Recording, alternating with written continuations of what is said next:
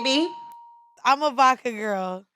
Yeah, me too. He bought margaritas, and I was just like, That's just what they had at the corner. Yeah. They got the little margarita in the bottle. I said, let me see what they hit You in the Spanish hood, B? They was $2.99. Is this that? Yeah.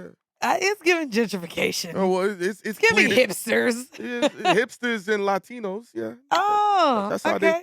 Once you see the Jews come in, it's over. Oh, okay. Well, valid. And I saw a couple Jews right around the corner with the curls and everything, Liddy. Oh, no, this is Brooklyn. Like, this was the first place that I even saw. I had no clue. Like, I know. Did y'all do sound check? I good? know. Yes, we good. First off, we had the I didn't even talk. We had the headphones on earlier. We caught even all talk. that already. All right, let's go. I'm ready. I'm ready. we just going because it's crazy too. When we went out to dinner for Esso's 50K dinner, we sure did. We turned up bottles, steak. Ghost took like 10 steaks home. Wait, did you really? I ain't gonna hold you. The way Esso was just ordering everything. And he ordered everything twice. He ordered everything with sauce and no sauce. I don't know who had the peanut allergy. Me. Is it you? Yeah. This is why. Because we was going ham on the peanut. We was getting extra peanut sauce. See, look, me and Heidi was like, I don't want to spoil people's fun because of myself. So I always get more money from the sponsor so I can order regular for the people that come and how I like it too. So can I tell you how thoughtful that was? Nah, it's all good. Because literally, here go me and him like, nah, nigga, bring the extra peanut sauce. We was drizzling that shit on shit that didn't come with peanut sauce. Oh yeah, on the rice, on the shrimp. I saw you. On the oxtail. I just like it don't matter. Listen, I just really like to throw parties and like, let me stop just you. different type of events. It's not a party. It's an experience. It's an experience. Yeah. That's what you do. Yeah. That's what I provide. Because to be fair, you also created and I wouldn't say the buzz, but we're in this space. You invited people that you really wanted to be there, and people that was just in there started walking up to the table. That's true. And making sure they rub shoulders. Shut up, because we had we spoke about that. We had this fucking conversation off. They came to rub shoulders with us. Yes. Listen, we was popping. You was popping. Yo, no, I ain't gonna hold you. I'm sitting here next to Heineken, and I'm like, I think maybe first off we had too many shots at this point, because I felt disrespected. But that's a whole nother conversation. What happened? Now I ain't do nothing right. I ain't gonna say the nigga name. Did I do something? Nah, you ain't do nothing. Oh, okay. But basically, we talking or whatever. Like I said, like the space we went to your birthday, mad mixy. No, 50K, not my birthday, because my birthday is coming up. See, yeah, nah, but it felt like a birthday party. It did feel like a birthday vibe, and it was nice. And to be fair, like where all of the women that were invited were late outside of your partner and her friend, I was like the only woman at the table. That's a fact. So cool. I'm rocking with all the guys, and someone else who was not invited, but I guess is friends with you guys, dapped everybody up at the table, and he's sharing what he got going on. And Heineken is like, yeah, yo, this is such and such. Because here's my problem, right? He daps up you. He dapped up you. He dapped up all the men. Right here. This is who she's talking about. That person. Hold on. Completely. Hold on. It's fine. It's fine. I knew you were talking about him. I knew you were talking about him. I knew you were talking about him. Completely didn't say a word to me, but goes to start telling Heineken who he's working with, what's going on over the next couple weeks. And there was an exchange where he's like, yo, I would love to come, but nah. He thankfully acknowledges me, Heineken, and is like, nah, this is who you should have there. Meet such and such. This nigga, like we in a fucking strip club, looks at me and is like, word, how many followers do you have? Is that what he said? That was...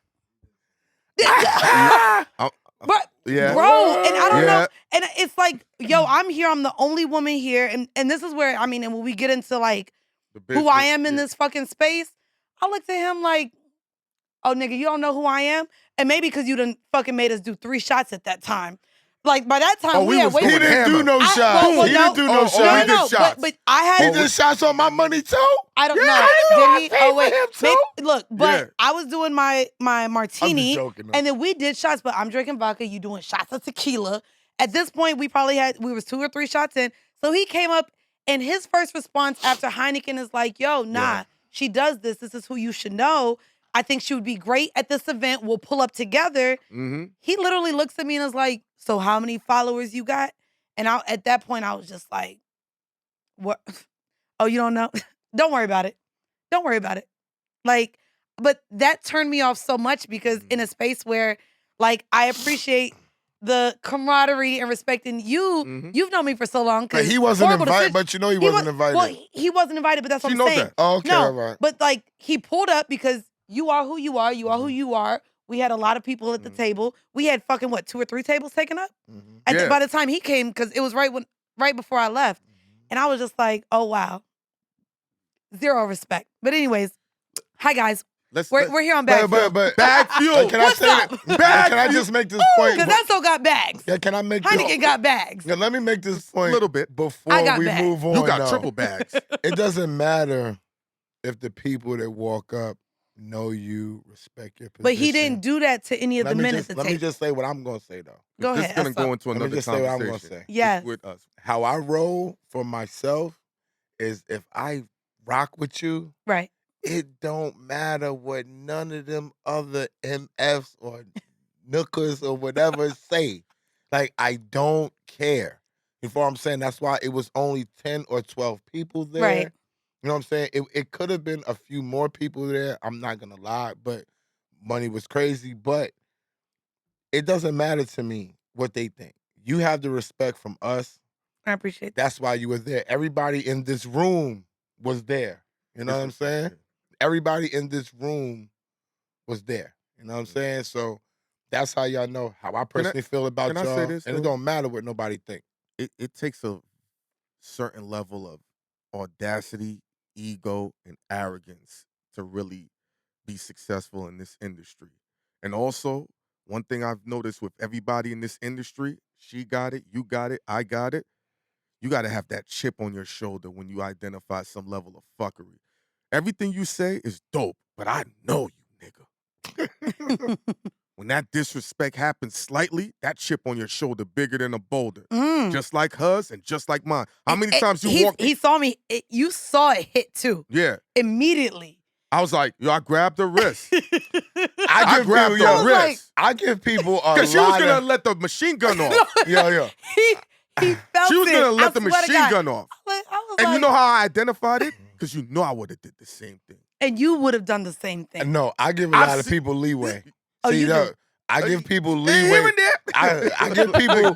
I give people leeway first, and I'll talk about it. I'll be like, yo, Heineken, they're getting on my nerves now. Oh, it's game time. I'm gonna let it go. You know what I'm saying? You got 2 more chances. First time that they do, I'll be like, yo, you know what I'm saying? I've been letting it go, but they're getting on my nerves now. You know what I'm saying? Once it gets to a certain point, then I'll be like, oh, so you must not know because I'm really a nice person. Laid back. I'm really laid back. I really want to just chill and smoke and have fun and make money, go to the beach. That's really what I want to do. That's not faking. I didn't go to the beach. So when I come out, I'm I a like beach my bum. toes in the sand. You know what I'm saying? No, I like my feet and body in the sand. But anyway, I use that to recharge to come back to get money. But that's a whole nother thing. Yeah. That's all I really like to do. So I'm not with the friction. I tell, like, everybody knows I don't that. like that. So by the time that somebody is starting friction with me, I know it's an issue. I don't talk to people. I really don't talk to people. You know what I'm saying? I be by myself. I really be by myself. And I'll be chilling. I'm a companion person. I don't have a lot of people in my world because my heart is big and I don't want to give it to everybody. And I don't want it to be crushed. That's a clip clip right there. Yeah. You know what I'm saying? So I keep my heart to myself. And I surround myself with people who I think is good. And those are the people that I try to naturally make money with no pressure. I wish I knew that in this industry. You know what I'm saying? What are some of the hardships you've had to endure? We got Mandii, you know. BagFuel. Podcast extraordinaire, business mogul. This woman gave up a 6-figure job to make a lot more figures. She had a lucrative and prestigious position in your early mid-20s. You know what I'm saying? Well, yeah. Not early 20s. Mid-20s? So mid-20s I went back to college. Yes. Because I was like, I'm not finna be in the clubs bartending forever. So you got out quick. I applaud you. Yeah. So went was a non-traditional student and went to college. and got two degrees. And then, yes, I was at Ernst & Young. I did, Goldman Sachs and Ernst & Young. Did public accounting. So say that slow. You were at what? Ernst & Young and Goldman Sachs. There you go. I worked at each for about a year. Bullshit firms. Don't do that. Nah. Don't do that. I mean, if I she do tried anything, to breeze. No. Don't try to breeze by that. Say that slow. Well, and to be honest, it was like a blessing to even be in like those spaces because I went to a CUNY. Like I paid for kind of college out of pocket. So I was like, okay, if I'm gonna go back to college at 24 years old, I bust out 2 degrees, 151 credits in 4 years. So I got 2 bachelor's degrees, studied abroad, played sports. I was like, let me get the experience. But I wasn't doing that to come out and make, and go to an unknown place. Anything that I do, I'm like, I'm going to be the best. Y'all going to know me. Y'all going to know my name. Chip on the shoulder. And so was a part of NABA, which is the National Association of Black Accountants.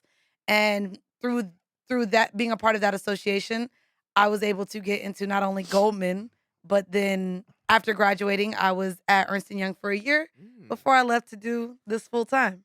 Yeah. So how much money was you making that you walked away from? So it actually wasn't that much. So it wasn't fully 6 figures when I quit. You was on your way. I was on my way. I was a staff 1 accountant and making only at that point like $62,000. Okay. Salary. have bonuses. There's other perks that are involved, of course, with being an accountant. Not until you get to a senior level, but I was comfortable, right? I don't have kids. I was living in the Bronx. I was like, cheap rent. Oh, yeah. Nah, she was in Parkchester. I was in Parkchester. That's still the cheapest it was rent in New cheaper York. rent It's now. cheaper. Okay. Well, and before then, so I moved. So I've now been in New York for 10 years. Congratulations. Thank you. But I've always been off the 6th line. So I went from Castle Hill to Elder Ave to Parkchester. Castle Hill. Nigga, I lived in Castle Hill. My wife was from Castle. She was Little Miss Castle Hill. Shout to my wife. So I thought I was doing something moving to Parkchester. I said, ooh, that's a Starbucks. Yeah, right there, the Starbucks, the Macy's. The Macy's. But you got Step You In. got Chase. You got Step In. Oh, I love Step In. I love Step In. Everybody talk about Step In. Step In is that spot. Step In, you owe us money now. Yeah, a lot You of money. owe us money. But also, it never made sense to me why Step In was charged like, nigga, am I in Soho? Why am I paying $30 for lamb chops? Yeah. Nah, it's expensive. Well, they like it up there. They like it. They got It's like a cult following. Like they got people who go there all the time. Oh no, but I mean, it's the neighborhood cheers. You know what I mean? Yeah. But yeah, so I was in Parkchester for like 5-6 years.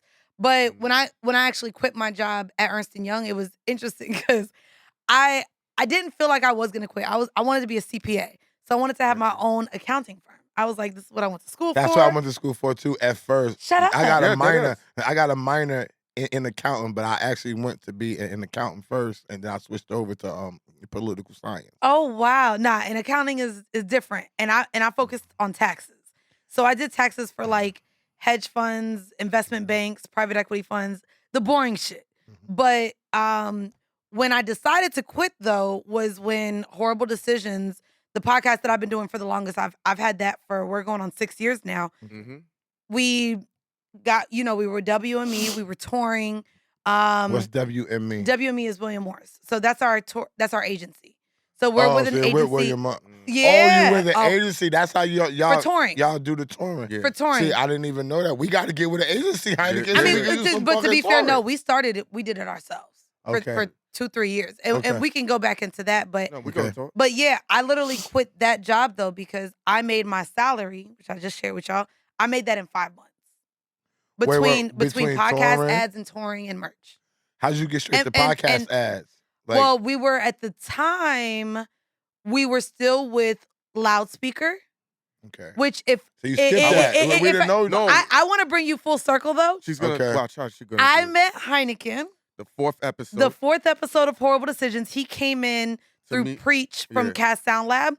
But I want to say too, both of y'all kind of also spoke with A. King about us as well, right? Or was that? What happened was, right, I came on the 4th episode because Preach was like, I got a new studio. Yes. Come check me. So I see. We were recording. So Mandii and her. And Weezy. Weezy recording. That was the first time they ever had an argument on their show. And you could see that they were really tense about it because they was like, how did it come off? I was like, and it was really an argument, I think, at that time, honestly, about the word promiscuous. It was like, but it was a real argument. Yes, it wasn't on air. Yeah, yeah. and you could see the tension between them. They were really overthinking how it would come off on camera and come off on audio. Audio at the And I time said, because we I looked at them. They thought I was just trying to holler. I said, that shit was fucking gold. You're just saying that because you're trying to holler. Yes, but it's still fucking gold. It was gold. And we just stayed in contact because I had met her before in the strip club. Everyone done met me in the goddamn strip club. No. I know. I'm just no. like you was even bartending. ish. I met at fucking Jersey Girls. I was hosting one night, but so playing. before like the potting, before school and being an accountant, I was not only a blogger but I bartended. So like I moved to New York in 2012, which From is where? right From where? from. So I moved here from Miami. Before And I Miami was remember Atlanta. you from Before that- Atlanta, oh, pardon. Orlando. Where you from? Orlando. Okay. MCO. Yes, but I moved here from Miami, and at the time, I left working on South Beach and was like, all right, well, I bartend. I know where I can make quick money. So I did the Perfections. I did the Starlets. Yep, the whole And run. I did bottle service and bartending at I the had strip to club. know you from Perfection because Clue and Doe opened that spot up. Well, I was there briefly. I was at Starlets way Okay. longer than I 'Cause was at I Perfections. first became aware of you off that famous picture you had where you were like half girl, half The robot. The robot. And you was running around with the porn stars. Where is that from? I did used to hang out, and all my friends used to be porn stars. So Yeah. I knew all the niggas because I knew all the hoes, and it just worked out. You need something? I got something. What's up? Everybody happy. Yeah. I remember that. You know, yeah. So then, all right, so he's about to get emotional. No. You know what I mean? No, I know he's about to get emotional but that was a whole- about that the was a whole shipping nother day. time He's of about my to life. Because she left all of them behind. Yo, Yo. I left no. all them niggas. Yeah, she all left. them bitches still doing the same shit. You broke. didn't see your face. You was like, yeah. No, because she left all of them behind. And I always wanted to find Left out them how behind to do what? Listen again. They were all friends. Now they're no longer in the same circle. And she left them behind years ago. Years. So I'm like, what Feel was like a decade now. It's more than like I think it is a decade. 'Cause I wasn't fucking with none of them when I lived here. Mm-mm. That was Once you like left- 12 years ago. Yeah. Wow. What happened though? Wow. What with them? Yeah. Nothing. Okay. It's over Nah, niggas. I ain't gonna hold you. It's simple shit. Like, Yeah, it makes sense. like, and that's the thing, right? And I mean, we could talk about that too. But like, when you're in a lane where women are dependent upon niggas for money, all niggas become clients, and it blurs the lines of friendship. And so to me, it was just more so, and I felt that same way. If my friend gotta pay her rent, and there's a nigga that tricked off on me, they may want to trick off on her. Like, damn, I Gotcha. kind of gotta eat that. But Mm. that's where the lines begin The to be blurred real lines. blurred Mhm. with like what I'm owed as a friend and what loyalty looks like as a friend, and then where it lies in that whole space of, well, everybody trying to get a check. Got you. Everybody trying to get wiped. Everyone's trying to get claimed. Everybody wants to go on the trips and make fucking $2,500 for 2 days to just have fun, like whatever you know what I mean. Mhm. And I just realized I was like, all right, I'm off this. I'm better So than you this. so you chose to take the knowledge that you had with them and put it towards your podcasting? Well, no, because it's not There's knowledge still from a them. gap, yeah. I'm not finna sit here and act like I wasn't on the same shit. Okay. You know what I mean? But at the time, there wasn't shame in anything that I was doing.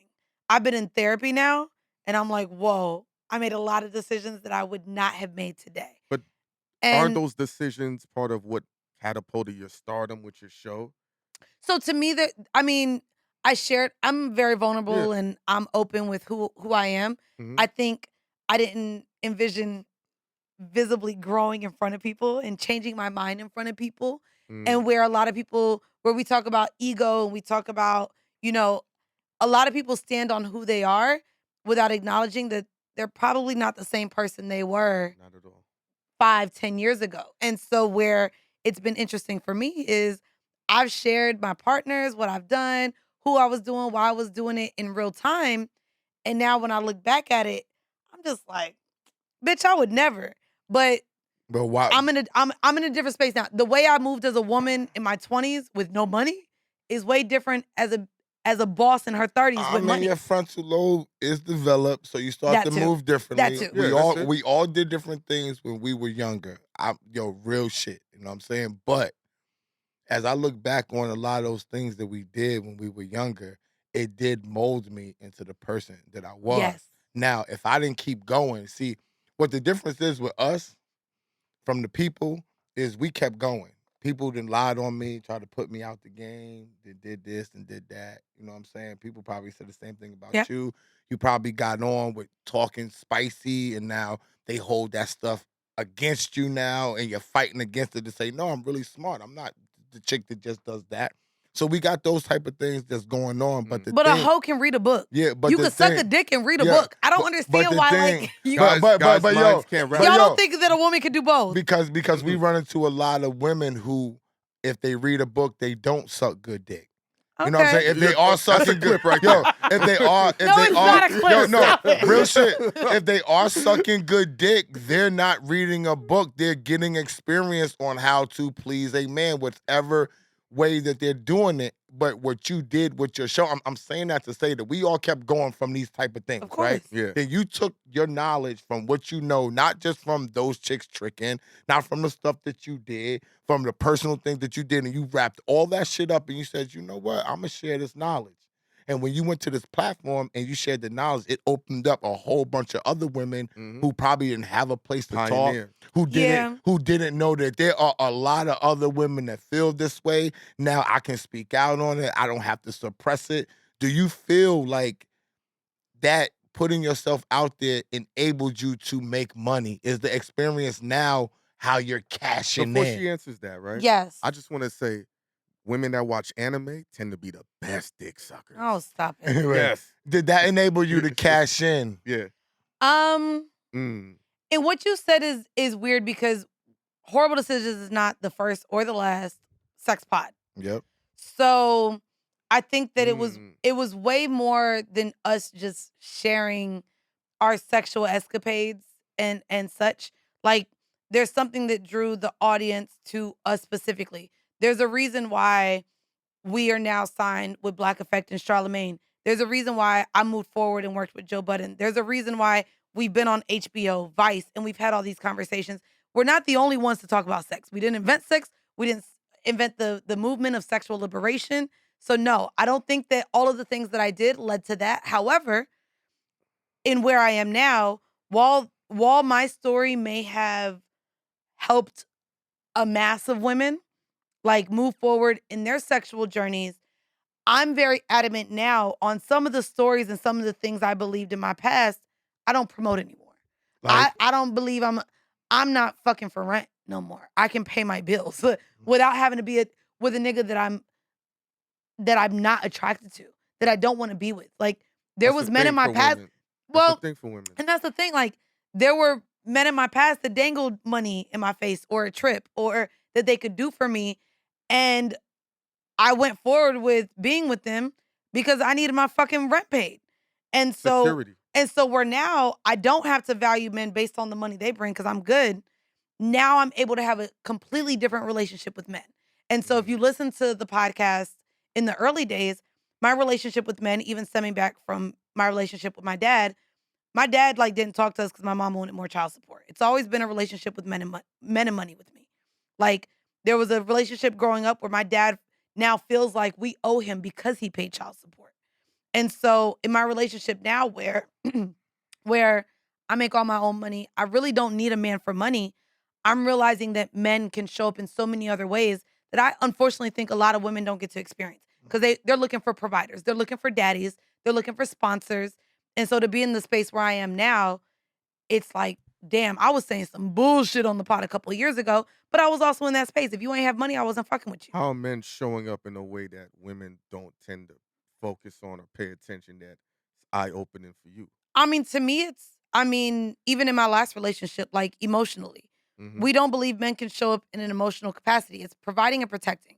The patriarchy has lended it to be to where even that's where the only space y'all want to show up, right? But I enjoy male companionship. I'm also, yes, still very sexual. I don't want no plastic dick up in me. I need a pulse on that bitch. So, like, need a pulse on that bitch. Heartbeat. So, I mean, there's sexual, there's the intimate level of what a man brings. Of course, the providing element, but also there's just a part of men that you can't get from women. It's why like there's a battle of the sexes thing going on, and once we can just admit that you guys bring something different than we bring, and vice versa. Facts. When you take away capitalism, there's a different way in which I appreciate men. Way more than like, well, what could you do for me, nigga? Like, I realized how much like there was zero attachment to the men that's where my approach was. Now it's just way better. Like there's friendships involved. There's deeper conversations because it's not business transactional. Relationships like us, you know what I'm saying? Even that. I mean, I call this nigga. We went out. First off, too, the first night we went out, you was kind of quiet until we started getting lit. That's and not I brought true. my other homegirl. But to be fair, too, when I brought my homegirl Rosie out, there was like a, damn, y'all are cool. I think that men also don't believe that women are that cool. Rosie got me. Rosie got mad at him. We already know Rosie. Come on. Wait, she got mad at what? Me when I went to the bathroom, you expressed that you don't like me. I love you. No, Wait, she said that? No, the whole. I don't think he was a good relayer. I didn't get that message. Listen. Rosie don't fuck with me. Listen, this is I fuck with you, Rosie. Hold on. The whole Peter Rosenberg convo was real tense. I'm not gonna lie. I feel like I missed that convo. I was drunk at the time. We had like 4 martinis. Okay. I was drunk think all too. of us were drunk. Wait, I don't even remember us talking about Peter Rosenberg. Huh? What was the conversation about Peter Rosenberg? I don't want to say what was Okay, that's fine. But it was. Are we bleeping out that name now too? Who cares? Oh, okay. No, we don't got. I don't care. He's That been ain't my- political. Then she feels differently about him than I do. Oh, in where he lands in the space. It was. She didn't agree, and when I went to the bathroom, Rosie said, "You really don't like me. Like, what happened?" Not like that, but no, I was about to say, I don't think it was that. We just joke. So We you have. know. Don't say Okay, that though, because they just gonna look like I said that. Yeah, don't say that. Like she definitely enjoyed that night, but I think that that's the wonderful thing about a little bit with this industry, right? And look at me being the podcaster about to segue this. Oh yeah, we segue. I feel like where a lot of us have personal relationships with each other, a lot of us have also done business together. Okay. And I think that that's where kind of, if we talk about blurred lines again, there's been different ways in which we view people as friends or our personal relationships, and then in how people have shown up for us in business. And so I don't know her relationship with that person. I don't know yours. I know you've been on this scene and you've been out here for a long time. I don't know the man personally, but where a lot of us have become friends and relied on each other for different things, we've also done business together, and some people do better business than others. And that's just there's that. And and that's true. And he probably does better business than most of the people that are in this business. So she would possibly. So I understand why she would, if that was a factor, I see why she would lend herself to say like, yo, in that situation, that's where I rock with. I don't have a problem with him. You know what I'm saying? We just have different views on where people. And he's like an old school radio personality, right? I don't know. I'm not. We just have different views on where he lies in the historical place of hip hop. But if I'm not mistaken, that's a common thing because he's not black, right? See, I'm not about the not black. It's not about that. No, I'm not a racial. You have to be black. To be about the culture. White people. I look at Leo Cohen and I look at Rick Rubin as as what? Because the way that nigga showed up in that Murder Inc. doc, I get why niggas don't like him. But listen, it doesn't matter. He's a businessman. You don't have to like me. You're right. You don't have to like me. See, we always get this twisted within business. You do not have to like me. Ooh. I only have to do good business by you and be a man of my word. Mandii could not like me, but if I'm coming in here and I'm paying with a check, I'm paying but that's a rarity though. And what I'm paying for that's a rarity amongst black people. That's where not amongst white people. No, that's where hold on, that's where I'm going. With black people, it's always we gotta be friends, we gotta be family, we gotta hang out in order to get this business done. And I'm like, no, the person gotta execute, you gotta deliver. Hold up your end of the bargain, and we go home. But amongst black people, which Esso has said for years, what is this? We got to be friends. I mean, it's what we're seeing too now in hip hop with women rappers, even a little bit of the male rappers as well. In hip hop in general, if you're not friends with somebody, you beefing with them. And now it's like a public thing. Like even in our space, unfortunately, in podcasting and shit, I think it's very much the same. They done turned pod wars into like it's trash. Like, it's trash. It's awful. And I sat at home and told Heineken, and people could not they could dispute me about this, but I take credit for this amongst us. I look forward to working with people. Yeah. I've reached out to people who I know have talked trash about me. You know what I'm saying? Oh. That's been upset On about, purpose. well, he's come to this space. What is the response? They're surprised. Once they get around me, I've shared money with them. Oh, wow. I've gotten budget. I've shared money with them. And I have promoted to say, yo, if we all stick together in what we're doing, we could become a factor. If we don't stick together, we're not going to be a factor. When I thought about you coming on, I always think and say, yo, how can we work with more people? If people don't want to have you on their show, if our platform matters and they want to mess with us, yo, Han, I'm going to invite them to come on this show. This is how we can circumvent, which is the word of the week, because I'm going viral off of it, right? I'm going viral off of it. A lot of people don't know what it means. Yeah. It sounds like an AC term. Wow. That's crazy. We're going to go past that. We're going to go past that. So if we all come together. Air conditioning? No. If we all come together, it doesn't matter who does what. You're a female. You're going to get different deals that I'm not going to get. That's it. I'm a different man than he is. People are going to reach out to me more for music, more for consultations. If they want to know about subject matter, making shows, experience and podcasting, they're going to call him. When they call me, I'll be like, I don't know nothing about that. But that's where a little bit where you're wrong in terms of why we're not turning into Transformers here is because in our community, for whatever reason, they do not believe that there is enough money for all of us. Thank you. I agree. The consensus in our community is that if I put you onto a bag or you onto a bag, it's going to take away a bag from me. And they don't realize that everybody can eat. I promise you, everybody can eat. The way, like, even if you sit here and dissect one of these white pod deals, it could feed 10 of us. Yes. But people aren't putting each other onto things because they feel like, well, if I bring you on board, it's going to take away an opportunity for me, which is taking money out of my pocket. And so that's why, talent-wise, nobody really wants to put other people on. Can I give both of y'all credit? Y'all two individuals I've seen that are not afraid to put y'all money on the line. Right. And we've been around black people. If they get a check for $100K, it irks their soul to know they got to give up 60 bands to pay out everything and only walk away with 40. Right. I know you'd be comfortable at 25 and you'd be comfortable at 25 knowing everybody's going to eat because y'all going to bring more in. In our community, we see $100K and we feel like it's supposed to be only $100K for us. Damn, I got to give Esso $25,000. Although I've earned it, right? Although it's technically my money, I gotta give although Mandii we've agreed upon it. But that's the thing too, right? For whatever reason, we have this idea that we want 100% of everything. Woo. And here's the thing: 100% of zero of nothing is 100% of nothing. But that's where you have to come in. If you're doing a deal, if you're building a team, you have to sit with yourself and be like, you know what?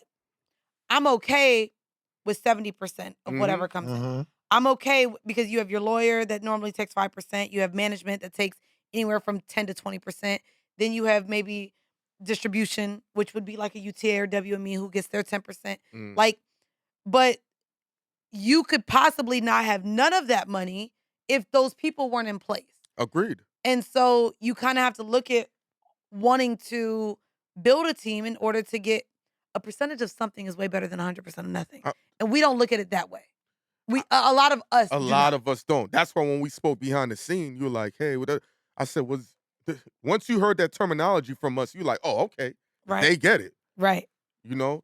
And this guy said black people, kings and queens of nothing. They want to be bosses. Everybody wants to be a boss. And I told him, that we're involved with somebody who's making money and paying us and all that. And I called him one day. I said, he don't understand. It's not easy to be a boss.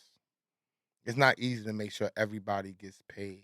It's not easy to pay people on time. Well, it's not easy to be she a about leader. She about to say something. Go ahead. Go ahead. That machine gun going off. Go ahead, because I got plenty to say, but you the guest, so you go ahead. But you say this is fine. Here's the thing, right? A lot of people in this creative space did not come from a corporate backing or have not ever really had a real job. We did. And so there's a way that we expect business to take place that right now currently may not in this creative space. There's also not a blueprint, right? What's the blueprint? There is no blueprint. Remember, that's what I was telling you. There is no blueprint for this shit right now. So what's the expectation of business? But the expectation of business, unfortunately, is hoping that someone is showing up the way you hope that they will show up. Which to me, in relationships, in friendship, in human interaction, that's not the case, right? Yeah. You can have a relationship with a partner and you want him to show up a certain way. You want her to show up a certain way, and that person falls short. Yeah. Now you have to decide, do I stay in this relationship or do we work through it? Yeah. Unfortunately, in business, you now are involving a lot of third parties. It's not fucking social media. It's not a side chick. It's a lawyer. It's management. It's all this other shit. It's family. But also now it's my livelihood. Yeah. Yeah.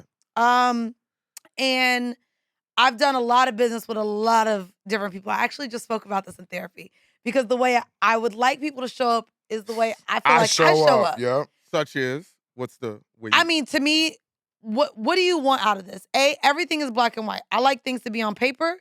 I like things to go through legal. I don't give a fuck if I got to pay legal, whatever they percentage is. I don't care if that's they the white side of you. Oh, no. Black people want to go without a lawyer. Well, no.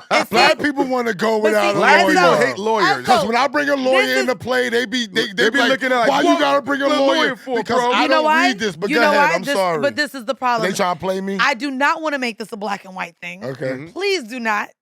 Because this is where we could go all the way back to TLC. Go ahead. We could go back to now where NBA YoungBoy doesn't even get a dime off his YouTube, okay? If we get into even the contracts that have been signed. Oh, we got to talk about all of that. That's fine. But don't make it a black and white thing because a lawyer is protection. The problem is, right, if we go into how we as a community have owned things, we haven't before, right? No. So a lot of times we are put into, I mean, there's the indentured servitude of slavery for one. But when you go and get hired for a job, you know what you got to do and you accept whatever rate they give you, right? We don't ever need a lawyer when we're getting hired to work a job. However, when you get in talks of IP, ownership, equity, things in this entrepreneur space, where we're not educated because a lot of our parents and grandparents didn't own things. None of that. None of us. Lawyers are to protect each party involved, but now you own stuff. So where maybe you just sign and agree to a salary for a company, knowing what your role is, when you're in business with someone or you're owning equity and you're doing the hiring, you're doing the deals, you're doing the conversations in valuing what the company is worth, you 100% need a lawyer to represent you, but also that's where you get fucked because yes, not only do maybe lawyers are looked at as shiesty or whatever. Who's reading all that language? The language is like Chinese. Yeah, thank you. Like what? Legal terms. It's retarded. Where someone could say something verbally to you, right? I can't think of an analogy off the top of my head, but something that I can say verbally to you, written can have one word that can completely changes, even though you think that we're on the same page. It's not. On paper, there could be one word that changes that. Must come forthwith. Or when we spoke with Guru, in perpetuity. Perpetuity is a whole nother thing. For your whole life, nigga. And your kids. I own you. And your kids. Hold on. Forever, nigga. Not only that, perpetuity. I gotta get another drink. Yes. Let's talk it, Mandii. But also outside, like in perpetuity, that could mean the business, but then there's a whole conversation regarding your likeness and who you are as an individual. People can own that, which is what we're seeing now too, where Mike Tyson is completely upset with Hulu for doing the documentary on them. We've seen that Candy is upset with Carlos King because he's trying to do something with Escape. Like our likeness is even being targeted, right? Of to course. where now someone can make money off of you, even if you add a sunset clause. Sunset clause, for those of you who don't know, someone say gets perpetuity in you. Sunset clause means every year the percentage that they get from you decreases. So they can go from getting 20% off you. Say by year 6, they're only seeing 3.5% or some bullshit. 5%. It goes down. So, but if you would have came to me 3 years ago, what the fuck is a sunset clause? And if that's written in there, perpetuity, distribution, minimum guarantee, all of these different things where you also recoupment. Yeah. All of these are terms that we don't fucking use when we this is order how you drinks at learn the strip club. This is how you learn business as a young black man or a black woman, biracial, if you don't know nothing. Not you throwing it biracial. Right? Nigga. You yes, set I'm up, biracial. listen. I hate that you just said that, nigga. you set up your team. You find yourself a lawyer. You find yourself an accountant for even when you're gonna make money. Yep. And you get a manager. He doesn't have to be knowledgeable at That's that the last time. person. I don't think a lot of people need that. Yeah. He doesn't need to be knowledgeable at that time. And I'm gonna explain to her why people do need a manager. He just needs to be smart and be able to retain and learn. Now, people who know business, you don't need a manager. I'm gonna be honest. But a lot of these creatives that we have, they don't know how to put their stuff in a tunnel and do things the right way. A manager isn't just there to manage what they got coming in. Some people need people to manage their actual lives in order they can go on to make money. I had to learn that because you're a responsible person. You did accounting, you went to school, you're determined. You might manager could be the last person on your menu. Yeah, right? It is. It'd be worthless. Right? It would be worthless. But for somebody else who isn't retaining like you, who doesn't know the job like you, who isn't hardworking, they need somebody that's going to keep them on track. They need somebody that's going to bring them connections. There's so many people who don't talk. I'm not a talker. Do you know what you're saying right now? What am I saying? All the people who believe that they are bosses and creatives and entrepreneurs actually need to be employees. Yeah. They need people. Hold on. They do. That's what you're saying. If you're saying that a creative cannot come in and run their business and they need management or they need people right. And so that's but that's where again, blurred lines. Okay. We're in a space where as creators we're talking IP and ownership. Nigga, you don't deserve to own anything if you need people to come in and tell you what to do. Why not? Or tell you how to operate your business. It's a lot of rich people. Because now you're talent. Now you're talent. No. You have someone running you. You are now talent. CEOs do have people to tell them things too as well. People were they have a board. They can have a board of people. What he was just saying, no. What am I saying? Hold on, let's one at a time. You have a board and you have a committee where you come in and discuss things.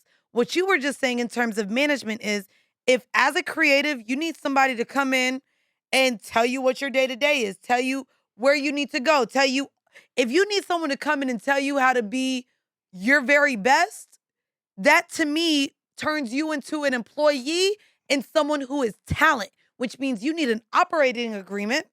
You don't need to technically, but they're learning on the job, man. They're learning on the job. So was Jay-Z an employee? So giving internship. So was Jay-Z an employee or a boss?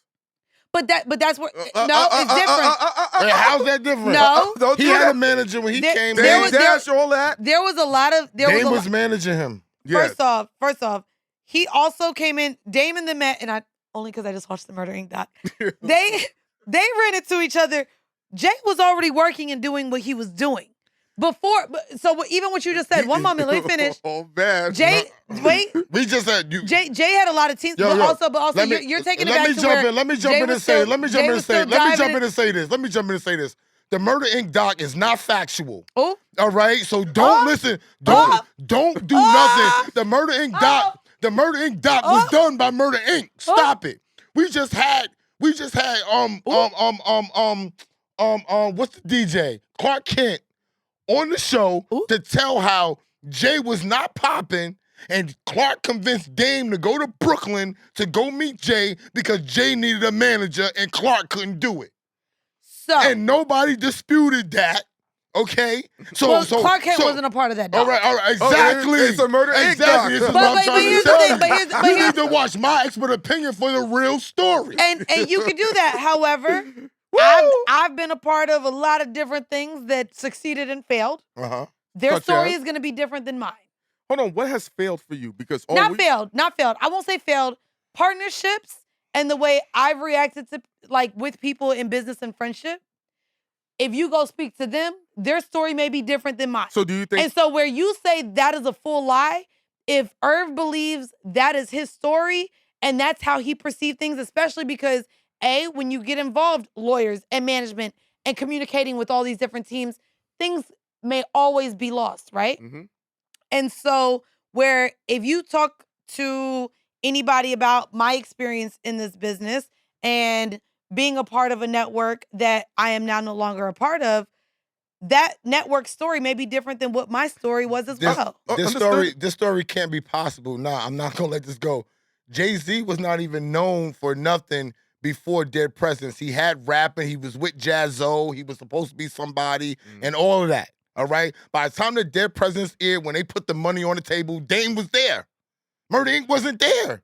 They wasn't even established. That's what I'm trying to tell you. But Murder Inc. wasn't established, but Irv was doing what Irv did. Irv was around. Irv got with Leor, then created Murder Inc. But no, but that's later. That's way later. He knows. But where Irv is placing himself into hip hop history is where Irv thinks he was. I'm gonna tell you something that I'll never say to people. I was at Murder Inc. in 1999. I started Murder Inc. 6/1/99, the day that Ja Rule dropped his album. My god brother Ron Gutter is Ja Rule's manager to date. I left Murder Inc. and Irv Gotti did not want me there because I grew up in Southside. Why did Irv not want you there? I grew up in Southside with 50 Cent. And I came in there one day and was telling niggas from Southside, Tom Murder, what a publishing deal was, and Tom Murder had a heart attack and said that this is what a publishing deal is. He didn't know what 16 100% songs was. And I explained it to him. It was 32 songs because I'm the only nigger from fucking Southside Jamaica, Queens. Listen to this, I'm the only nigger from Southside Jamaica, Queens that knows this freaking business, all right? And I grew up with niggas. 50 Cent used to say he was my cousin, and Ron Gutter, who managed Ja Rule, was my godbrother. I went to school in Hollis at Holy Trinity. I know all of these niggas. I'm a Queens nigga. They not gonna say none of this Murder Inc., Jay-Z shit, none of that, all right? They was doing their thing. Irv Gotti was involved with Blunt Records and all that. We just had Mike Geronimo on the show, yeah. All right? Irv Gotti was important with bringing Jay-Z and Rockefeller to Def Jam like he was with Rough Riders. He did that. He was in sync with these niggas. But he did not put Dame with Jay. He was not did. Dame was with Jay. Niggas just said it. Jay was in the hood, and Clark Kent took fucking Dame to go meet Jay. He just said it. So y'all hated that doc. He just said, no, I'm not hating this. I'm not hating this. I'm not hating the doc, but I'm going to keep it real. I watched the doc. I done watched the doc, and I watched the doc and said, see, niggas don't know. Hold on. That's not true. Hold on, can I say this? What are we talking about? Can I say this? If you're going to believe all this stuff that Irv has been saying with Jay-Z, then, Mandii, have to believe everything he's been saying about Ashanti. That exactly. And are you gonna? Oh, and I don't. All right, thank you. But I don't believe. So why? Wait, come on. Once a liar, always a liar. But no, you can't pick and choose, man. I say that because you in business with them niggas. But no. You in business. I'm not. She's getting money. This is political. She's getting money. So the way that. If I'm in a relationship, and now we take this out of business, okay. The way I view a relationship with a nigga I maybe was just fucking on, he could tell the next nigga, nah, we had a relationship. No, the fuck we didn't. And to me, that's the only place in which I don't believe Irv and Ashanti's relationship. But where Ashanti did not agree to be a part of that documentary, Jay was there, and Jay gave Irv whatever, like the credit that Irv felt like he deserved in Jay's career. Okay, but... So where maybe they didn't put everything into there, they wasn't bringing up Dame and talking about Rockefeller and everything that happened. Of course they're not going to bring up Dame. Murder. But you got to know why he's not getting along with Dame. Yeah, they're not going to give Dame so why credit. So we got to rewrite history. Up? So Dame is on record. So let's just erase this nigga who be on a pod every other month telling everybody what he did. Let me just say this. Dame Dash is on record for not giving a F about nobody. Right. About Irv Gotti. About Leor Cohen. He is on record. That's why people like myself, I respect Dame. Niggas can say what they want to say about Dame. Dame is not doing this. He's not putting his money before his heart. Okay. And not too many people are in a financial position to do that. I put my heart and my standards way before my money, and I'm about my bread. Oh, can you break that down? What does that mean? There are things that people wanted me to do or will want me to do that I'm not going to do for $1. I'm not going to do anything that's going to embarrass me. People are not going to they are not going to disrespect me for $1. I'm not going to come out of my skin and my shell of the person and the man that I am and my standards for any money. And you feel like Dame will? No, No, he's saying Dame won't. Dame won't. I'm not doing that. But Hove will is what I don't you're know saying. what Hove No, is doing. we I'm don't- just I talking. mean, he Listen, aligned with the NFL when them I'm niggas not- wasn't really fucking but with black listen, people. I'm not- but see- and wasn't wanting people to motherfucking kneel. And when we really talk But about it, I don't the agree nigga only with brought that. us a Super Bowl show. But listen, like if, I don't what agree did with Hove? that. But what you're saying is, if Dame is not that person that leads with money in his heart, you saying Hove does. No, I'm not. Say what you saying. Say what you saying. See, That's what I'm getting. What you're doing is That's what you're clickbaiting. Is that no? I'm not clickbaiting. talking. I'm not talking about. This ain't gotta be a clip. You can This talk ain't over gotta me. be a clip. You can talk over me. I'm not talking about Hove. I'm talking about Dame. Okay. I'm not talking about anybody else. I'm Okay. talking about the man named Dame Dash, who has different type of outlook and different type of principle, and have been responsible for making other people big. It's not just Jay. He's been behind Lee Daniels and countless other people, art people. Lee Daniels. He does this though. So we're trying to discount somebody because why? The common thing is right now. no, Jay-Z is huge as hell. Pause. Okay? So if Jay-Z doesn't like Dame Dash, and if Dame Dash is not in Jay-Z's favor, people are not gonna go to Dame Dash side because Jay-Z is all powerful in all realms. Marketing, fucking touring, Beyonce's movies. his wife. Beyonce's his wife. So why would you go against the plantation? Yeah. Dame Dash is somebody who goes against the plantation, not when the plantation was owned by Jay-Z, when the plantation was owned by whoever it was. He went against the rules, and I respect that. And he followed his heart. People don't gotta like that. Ooh, But not you saying that Hove is saying yes, master. I'm not saying. I said no. Hove is the master. He owns the plantation now. Yeah. Oh. So now he owns the plantation of music right now. Yeah. Nobody else wants does. to go against Jay-Z. Yo, when we have guests on, anything that gets mentioned with Hove or Beyonce, they just be yo, watch every interview. Anybody that wants to have a relationship with Hove and Beyonce, and you even say, "Hey, I remember you used to be with Beyonce in '99." Oh, chill. Oh, I mean, but it's the same thing that that's his wife, though. Yeah, that's but his wife. And I always tell you certain things about wife and kids. When you have wife and kids, you will look differently. I don't dispute anything. I would never want to talk about Beyonce. That's that man's wife. Yeah. That's different. That's crossing blurred lines. Okay. I'm sticking to business. Okay. And Jay-Z is a consummate businessman. I'm not mad at his motto. Jay Brown, Tata, he's made a mountain of people rich. Yep. You know what I'm saying? He's made people famous that were never thought that they were going to be famous before. Yep. You can't knock Jay-Z, but I'm not mad at Dame Dash neither, because Dame Dash's heart is what got him there. And once he got there, he couldn't change it. I'm not debating that. You know what I'm saying? And that's all. And my heart, and that's why I'm like that. My heart gets me indoors and brings me money and does things that people can't do for me. Yeah. Because I'm gonna walk through the wall no matter what, and I'm gonna figure it out. So when you got somebody like then that, you in the right industry to do that. Of and course, you need they're to gonna keep, get and you stabbed. need to keep also that same thoughts. Mhm. Like, come in and know who you are. Come in and know what you want to do for yourself, and whatever doesn't align with that, be okay with not aligning with it. Mhm. And I think that that's just kind of what you have to do in this space, because they will eat you up. Like, we're in a pod space that is now the fucking music industry. That's what I wanted to talk about. That's what it is. Because you've been approached by multiple deals. You truly understand the business of podcasting. You know how to monetize it. You know how to monetize it quickly and effectively and efficiently. Can we talk about how podcasting is the new rap game? Because they tried to sign you to a 360 deal. Which is they is not who you guys think it is, by the way. No, of course. 360 was somebody that we, and I'm not gonna say the name of the company. What they offered was a 360. What we got initially offered, again, I just think that we went into doing business with somebody where everything verbally that was agreed upon, things changed, and on paper it didn't reflect. But again, where I've seen the change in podcasting with now video, everyone doing the bonus content with Patreon, having a deal. I mean, I have 6-figure deal with one network and a 7-figure deal with another for 2 different shows. And so where I'm happy where things are, there's still a lot of things that I'm learning too.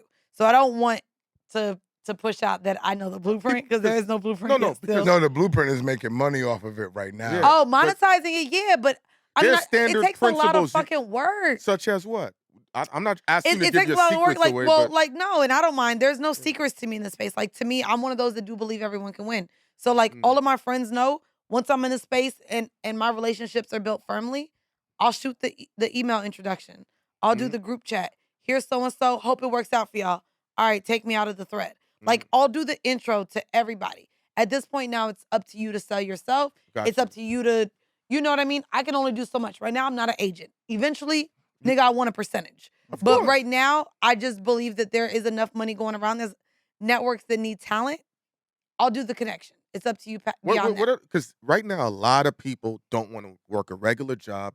They don't want to drive a bus. None of that. They want to be in this space to give out their ideas, their thought process, to make money and live this lifestyle. What is the success blueprint for them? What lifestyle? That's the thing. A lot of people want to show up on a mic and talk and make all the money. Yeah, of course. And it's just like, That's nigga, no. Who's gonna upload it to the RSS feeds? Who's gonna post the video? Who's editing it? And so, like, I've had this conversation in development with people recently. Like, so you want to make money, but you just want to show up. That's not how this space works. Like, you have to build the team, and that goes back to the percentage of something is more than 100% of nothing. Niggas literally feel like, ooh, their opinions matter so much. They're stars. So they sit in front of a fucking mic. Yes, they do. And they feel like, yo, I'm a star. Yeah. I'm about to have the numbers booming. Yo, niggas want to hear what I got to say. Yup. And then literally don't realize that, okay, after you show up, who's rendering your audio? Who's making your clips? Who's doing the marketing?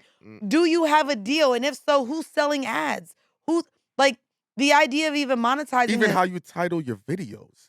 Oh, there's a way. Yeah, it'll determine if it runs. Algorithms, yes. Like, you have to have a whole team. So, like, where a lot of people may come in the space and want to be a star, that don't make you a boss. Being a star and sitting on a mic doesn't make you a boss. There's a lot of people that sit on these mics and talk about business and don't know a lick of fucking business. They don't know how to fucking work with people.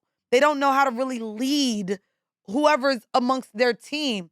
Or when you sit in a podcast space, none of my shows am I the only voice, right? So now I have to figure out how to compromise and work with other people. A lot of these fucking stars, the narcissists of it all, don't know realistically how to work with other people. So then what bugs out is if your paperwork is not done effectively with lawyers, then you're also dealing with lawyers. Yes. Then you're also working on underlying competition.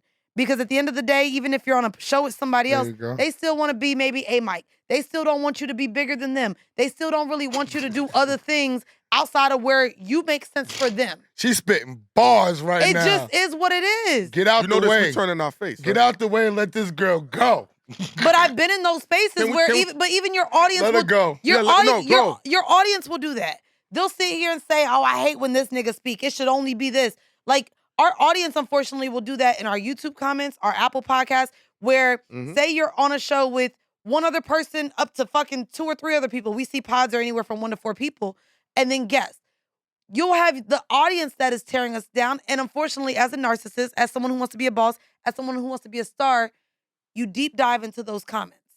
So now, where maybe you fucking love doing this show with your friend, now you see, there ain't great comments about this nigga. Maybe I shouldn't be doing this shit with him. Or maybe I could be doing this with someone better. I've also been in a space where I thought the grass was greener on the other side and it wasn't that green. Can we talk about show chemistry? See, that's something people truly don't understand. I don't think she believes in it. No, I know. I do, but some shit is real, some shit is not. No. I feel... You get on this mic, shit get turned on. No, of course, but... Yeah, for me too. Shit get turned on. Yeah, I'll be over there in the corner high. When you turn that shit on, turn that motherfucker on. Shit get turned on. Yeah, but there are people who are talented enough that even if they don't fuck with the person, they understand how to work within the chemistry framework. Again, I've seen you do it. I've talked about, and this it. is where I'll be honest with you, right? Everyone knows, like, I have one show where me and my co-host, we do business together. We have a fucking successful business, and we always make shit work for the business. But we don't have a personal relationship. On the other side, grass is greener or not. I'm in a relationship. I have another pod with someone who I'm so grateful for having in my life. She's been amazing to me and she's a great friend. But now we've added the business aspect to it. So now, unfortunately, this person serves two different purposes in my life, right? And so now I'm navigating a business with a friend. The other person, where we don't have an extended friendship, we do things just for business. So where I thought, ooh, having a business with someone who's just my friend is going to be so so much easier. Sorry, I don't really know how to speak English. You're going off. It's even, it actually becomes a little harder. Because like, fuck, bitch, I like you. We hanging out. Sometimes I don't want to talk about business at all. Like we've done times where it's just like, bitch, can we just go out and eat and not talk business? But then also as a friend who I love, who shows up for me as a friend, how do I come at you and say, as a business partner, maybe there's ways you can improve? And so to me, either side of the coin is not the easiest, but that's where in terms of this podcast shit, people think it's literally y'all just sitting on a mic chopping in the shit for an hour or two. And there's so much layers of what goes on behind the scenes that's where the friction causes. It's not what's really on the mic at all. It's, okay, who's getting paid and how are we being paid? Who's taking these emails? Who's responding? Who's managing the team of post-production? Like, that's when we go on tour. Okay, who's booking the hotel? Who's booking the flights? Are we staying in the same hotel? It's all of those things that now causes it's never what's really on the mic. So we can come in here, you funny, y'all got your mind set up, and we know that we can all respect each other's opinion on mic. Cool. The riff in business, in podcasting, in creative is really all the back end shit. It's the how we busting this down. Because how we busting the money down 50-50 if the workload is 90-10. I like the way she you know talk. what I mean? Yeah. And so then that's where, okay, let's bring the lawyers in. No, of course. What's a fundamental mistake you made with your business with Joe that you can teach other people? Because to be with that type of personality, right? Look at him. I knew he was gonna bring it. You see no, what but I mean? I don't care about, like, because that's a big business move. So when people see it, they see the glitz and glamour. Well, not only that, of the connection. To be fair, I still listen to the JBP twice a fucking week. Not a patron, but I still tune in. It's a great show. I'm also, and I've been friends with everyone involved, right? So I've known Maul and Rory for over a decade. I've known Ish for a very long time. I've known Ice. I've known everyone involved, right? And of course, we didn't have the best.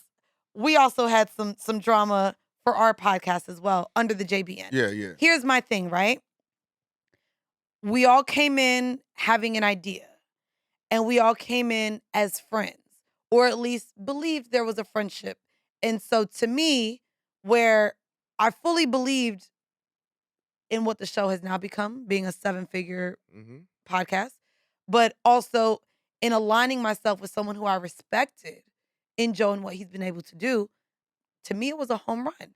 The problem was, during the lifetime of us being with him, and it was only a year, I don't think, we knew nothing about what was going on with JBP and any... You're talking about from a business standpoint? From a business standpoint. Like what, getting paid or... Well, no, with Rory and Maul and what was going on over there. To where that was the issue. I believed we were good. We were making strides. Joe wanted to see what we could do without him, and he would come and give us insight on where he thought we should go later. We lost a host amidst that. But aside from that, we received just non-negotiables based on his experience with that. And that's the thing, right? In business, you do until something happens to where you realize, oh, I ain't gonna get burned like that again. This ain't gonna happen again. What you got burned? I can't allow something. He's talking about Joe. No, Joe got burned. Joe felt like, and PTSD. There was a lot of PTSD in. He even stopped showing up for us recording because he didn't want to be involved with the guests maybe we had. He wanted to go out of his way with not making anyone feel uncomfortable. Got you. And where I felt like there's certain things that should have happened as a network head, he was going through a lot of shit that year that didn't necessarily put us as a priority. In a great position. Or in a great position, bad but also as a friend, we was like, this is a lot, but we gonna rock with you. We not gonna abandon you like everyone else. Got you. And that ended up fucking me in the end. So where we chose to stay, me and my partner took a fucking social hit off of How about what a happened. Financial hit? Do you take a financial hit too? Me, no. The pod, yes, we weren't getting deals while we were signed. So, and so where I'm showing up once a week, I'm in a position where I monetize this shit. If we're not monetizing, let's figure, what are we doing? Otherwise, we're leaving, and I'm going to figure out what to do with this. Mm-hmm. Because I understood he had a lot going on, and to where now in hindsight, 100% things could have been done differently. I do feel like we just weren't a priority, which doesn't surprise me. He was rebuilding a show that he's been building for the last 6-7 years, and he had new castmates coming in. He had a new team he had to build. There was a lot of things, and to be fair, at the same time, yeah, I felt like I was put in a real, like in a weird social space because even when I signed, right? I announced my partnership with Joe 2 weeks after announcing my partnership with Charlamagne. Yeah, I remember that. And they at the time weren't. Yeah, they were clashing. And so I look nutty, but also as a woman who stands for women empowerment. So how'd you have both of those going on? Because I'm that bitch. That's why. That's it. That's it. And that's where anybody questions me for real about who I am. Can't nobody else say they've worked with two of the people that everyone essentially looks up to. Or want to work with. Or want to work with. That's why I say that there's no blueprint to this, because Joe has went his route in being in this podcast space. He fucking kills and has money. He just opened his own shit. Then you have Charlamagne, who has been phenomenal and in building a network with the #1 place for podcasts, which is iHeart. Like, he's done more of a partnership relationship aspect. And so where even now, where I'm looking at, okay, how do I want to land as an exec in this space or potentially as a network owner? I've seen how two things played out. And I mean, to me, again, it just goes back to A, there's no blueprint. B, everything needs to be on paper. And if it's not on paper, it ain't real. Sure. And I think that's just what it is. There were things that were agreed upon verbally that when things got into that legal jargon, it gets it was like, this ain't the same. This ain't the same. But like, to be fair, everyone, again, just operates businesses differently. And coming from corporate, I feel like I do align a lot of the values in this space with my corporate background. Me too, so do I. But you're dealing with artists. You're dealing with personalities. You're dealing with talent that is becoming now CEOs that maybe never had a salary or benefits. And you know what I mean? And you got to look at it like this. I always say this on shows because Sylvia Rohn told me this when I was the manager and I was doing shit. And she was like, you have to be a psychologist too. And I would be like, why? And she used my real name, Randy, because you have to know and think about how these other people are thinking. That's the only way it's going to work. If you're thinking about how you think and how it's supposed to go, it's not going to work. So when I present something, I think about you. Ain't none of us are mind readers. We weren't granted. Nah, it's not about. It's about. No. I'm not trying to read your mind. I work with Heineken. I don't got to read his mind. But guess what? You work with Heineken. Guess who you don't work with? You. His management or his lawyers. No, but or his team. But no, you can't. Whatever he wants to do, which is the problem too. Whatever he wants to do, you can sit here and think, well, I know this nigga. I feel like I know how he gonna move. He has a team behind him. But I wouldn't do that with him. Well, again, that's my problem. No, but I know working him. with Joe, working with Charlamagne, I'm working with them individually. Them niggas got a whole team that want him to move how they want him to move. But you have to know that they're gonna listen to the team. Now, if you deal with me, I got a team, him, I got a whole manager. Right. That nigga gotta listen to what the fuck I say. That's the difference. If he don't listen to what the fuck I say, he's not working with me. So once you talk to me, people look at their team, certain people with their team carry out stuff. When Ghost says stuff or Heineken says stuff, it got nothing to do with me. I don't even answer the fucking thread. It got nothing to do with me. That's they talk. They just letting me know what's going on. It's not my fucking business. But things that are my business, right, I come in on. That's just how I run my business. If I had to talk to Heineken, niggas know he gonna call me. Right. So you don't even need to talk to him. I mean, but you also don't want yes men around you. So if you don't, nobody has them. Not shit. No, I'm talking about. A lot of these niggas in this space. I'm talking. That's why these niggas. That's why Mandy, the baby. Hold on. I'm talking the about baby. Here. If we see him start I could run down a list of niggas right now. I'm talking about in this room, man. Maybe cool. In this room, sure. And you can speak only for yourself. But in this space specifically, where we're dealing with what you said at the beginning of this episode, with egos and things as such, a lot of people, and we see it happening right now with Kanye. We even see Khaled just went on fucking Rap Radar and said, if Drake sends me something, I just say it's great. But that's what I'm saying. We're in the space now where a lot of men dealing with egos, there's a lot of men who only want people around them that's going to say what you're doing is great. Right. My point. My point. So where when you're working with someone, there's no you reading the person's mind because they may have a team of people behind them. I'm not reading their mind. I'm talking about the people. Let's be clear. I'm talking about the people that we're working with. So when you said his manager, that's somebody that he's working with, that they share time with. Right. I know how my manager's gonna move. I know how Heinz gonna move. I know Ghost is gonna be here on time. I know what they think. I call Heineken and say, you know what? If you tell Ghost that, you know what you gotta do? You gotta tell Ghost the whole story because Ghost he don't care about that. Right. Ghost just gonna birthday. I know how they move. You feel what I'm saying? I feel you. So I'm just talking about them. Now the rest of the people, I can't think about what you're thinking about. I'm just getting to know who you are. But if you let me spend more time with you, I'm gonna say, I'm definitely gonna say. Can we grab some food after this? Y'all want to go grab food? I don't care. There's a rooftop. I'm hungry. Yeah. All right, we'll go to that. but we'll say Mandii she not fucking with that. There's certain things there's certain shit I've told you. I already told you. I know you on time. Mm-hmm. I remember the day before that studio opened up and you showed me the inner workings of your business. I called him. I said, yo, this bitch is on a different vibe. And I was like, niggas ain't really in this game. Yeah. It's beyond in the game. You're like Phil Jackson, this motherfucker. Oh, stop it. No, he said that. I mean, I saw the intricacy of how you loaded up, the books, how you set everything apart. Yeah, I was showing you like Excel sheets and shit. Everything. We haven't had not one problem since we've come here. I appreciate that. Yo, stop it. No, y'all hear that? You hear that, Jay? Real shit. No. The staff, everything. And we can, because I know we could go on all day. And I appreciate that. She want to eat, and I know we want to try to get some footage here, but I just really want to say, like, the staff, everybody's been on point. Everybody's been nice, spilled champagne, they cleaned it up, they're on time. Yeah. Oh, I saw the videos and I was like, these niggas making a mess. You got the wood floors. These niggas making a mess. No, but you know what's crazy about that? I think that this is, and we can maybe wrap up. Let me know if y'all want to do a part 2 or if your audience even wants that. But to me, that goes back to like where now creatives are talking about college degrees ain't really necessary. I don't think I have the team or the work ethic or the organization skills that I have now without having gone to college. Mine too. I think college is a big deal for me. No. I think literally picking the right degree and the right curriculum, the right career path. That's what's important because some people go into psychology or sociology, and then I'm like, but you know what college does though, and we can end there. I'm just good. College brings you structure. Which a lot of people don't have. What it does is.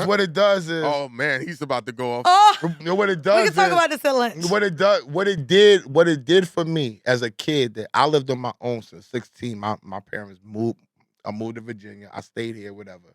It still brought me more structure because my parents were still there for me. They were sending me money. I could cook, clean, all that. When I went to Baltimore, when I went to Morgan State, I was essentially for real on my own. I couldn't call nobody. I couldn't do shit. I had to learn how to set myself straight, be on time, cook, eat, do every little thing that you had to do. And now that transferred into me coming to life. And I honestly see that there's a lot of people who don't have that structure and they don't have that uniform thought of how to succeed and what they need to do. They're still learning. Yeah, and what it showed me going away from school, if you give up on something, ain't nobody coming to save you. That's it. That's what I'm saying. Nobody gives a fuck when you give up. And that's one thing. He was like, yo, you got a lot of resiliency. There's certain things that you fucked up in business. That's why you're not where you at. But the fact that you keep going, you keep fighting, that's some different shit. And I was just like, I remember one of the courses I was taking, I failed it within the first month. And I was ready to move back. And everybody looked. And they wanted to say, don't be a fucking quitter. And they all looked and they gave the same answer he would have gave. Go for it. Yeah, go for it. That's Leave. If that's Quit, what nigga. you want to do, go for it. And I didn't like that tone, Mandii. I didn't like that. That's telling me you're it was a like pussy. you a failure. You You're a a pussy. pussy. Yeah. That's And how I do it. I'll be yeah. like, yo, he say something. I'll be like, somebody come. I'll be like, I'll be like, yo, don't play me, B. Go for it. Don't play me. You know what I'm saying? Nah, I can do this. I can do it. He'd be like, we'll see. We'll see. And then you prove him wrong. We definitely listen. We doing a definitely part gotta two. do it. We gotta do Because I got to talk We about can. a new terminology: entrepreneurial anxiety. Oh, Jesus Christ. It's giving go get a job. Next time. But we'll talk about that another time. Y'all, thank y'all so much for having me on But here. listen, but before we leave, Yes. subscribe, like, comment, and share. YouTube, BagFuel TV. Get it right. We really approaching 1,000 followers right now. Huh?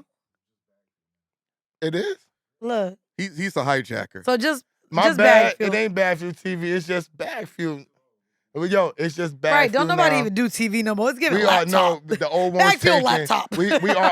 we are approaching 1,000 subscribers. We It might not appreciate seem a lot, everybody. but we fighting for it. But we fighting for go. our hood. We monetizing, and we only going up from here. Bow. Yeah, look out for this classic interaction. We don't call them sit-downs. We I call them love it. I love it. bonanzas and extravaganzas. Nah, I'm gonna sit down with y'all too. So Oh, no, maybe we doing so maybe they know a little bit more about who Oh, the no, fuck I got I'm way in. more shit we needed to go through. I already know you All had business. Oh, I saw. We didn't get so much business because we started talking about Murder Inc. and shit. Yeah. He did. He let the ratchet It's okay, off. right? Nah, He said, you believe in Irv Gotti?